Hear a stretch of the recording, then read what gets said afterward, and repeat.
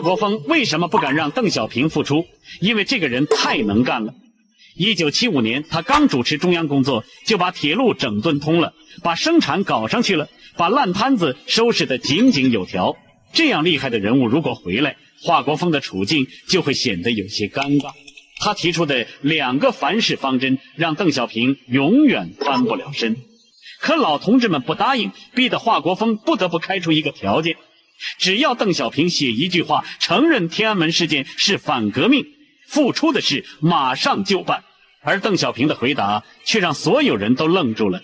1976年4月5日，數十萬群眾自發聚集到天安門廣場，悼念剛剛去世的周恩來總理，卻被四人幫壓制，不許進行悼念活動。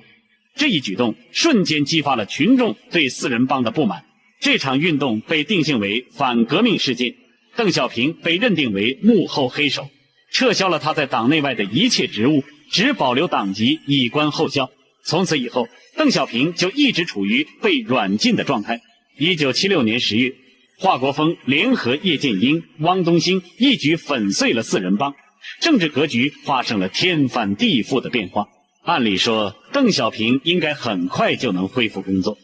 全國上下要求鄧小平復出的呼聲也越來越高，但華國鋒卻遲遲不鬆口。原因很簡單，鄧小平太有經驗，太自信，也太能幹了。他1975年主持中央工作的時候，把方方面面都整頓得井井有條，鐵路通了，生產上去了，老百姓的日子也好過了一些。這樣一個人如果回來，華國鋒這個剛剛坐上最高位置的新領導人該怎麼擺放自己？所以華國鋒一直在拖。他在1977年1月的政治局會議上說，鄧小平的問題是要解決的，但要有步驟、有過程。他還提出了2個凡是原則，讓鄧小平徹底無法翻身。但是老同志們已經等不及了。葉劍英把鄧小平從醫院接到了西山療養，住在自己住所的附近，還派人給鄧小平送文件，讓他隨時掌握中央的動態。陳雲在1977年3月的中央工作會議上公開提出要讓鄧小平出來工作。他說，鄧小平與天安門事件無關，讓他重新參加中央領導工作是完全正確、完全必要的。王震緊跟着發言說，鄧小平政治思想強，人才難得，這是毛主席講的，周總理傳達的，全黨全軍全國人民都熱切希望他早日出來。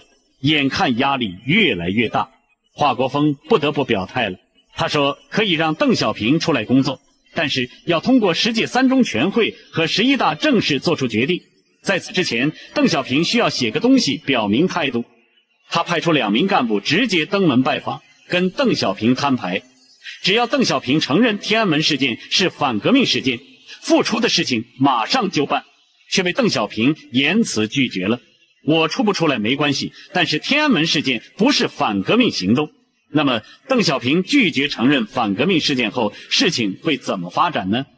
華國鋒是怎樣同意鄧小平復出的呢？請點擊頭像進入主頁觀看下集。